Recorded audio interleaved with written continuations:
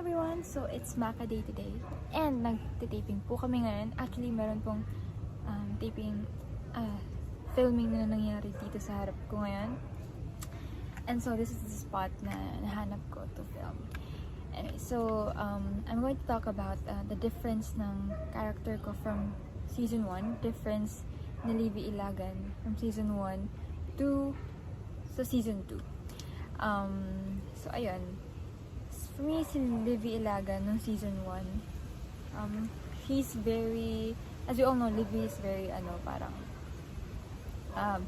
boyish siguro, or like, just someone na hindi marunong mag-ayos, ganyan. Or like, pinapabayaan, neglected, ganyan.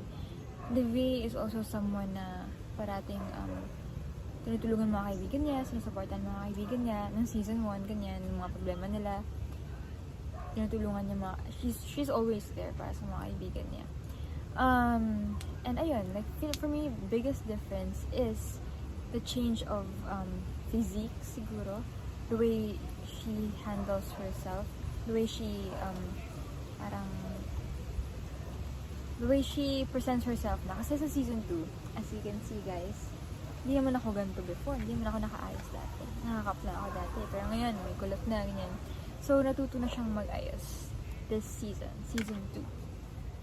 So, ayun, very big difference. And, hindi ako magsuspoil, pero, Season 2, meron din sigurong,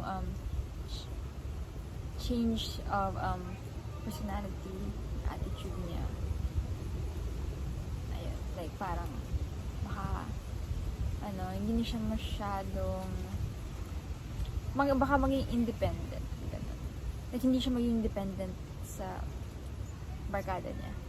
Which is sila Zeph, Marco, Ashley, si Clifford, ganyan. So, ayun. Yun yung difference. Parang, this season, mas mas extra palaban, mas independent, parang someone na eager talaga na makamit yung goal niya.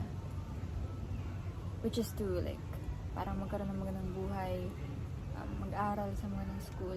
So, ayan, yun yung difference niya. Parang, dati, shy girl, na boyish, ganun.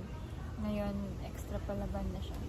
And, talagang hindi takot na mag-confront and i-explain yung sarili niya, pakita yung kung ano nararamdaman niya, kung anong deserve niya. So, alam sinabi, pero yeah, that's it. Thank you so much for watching. Sana manood po kayo ng Maka this February 1 na.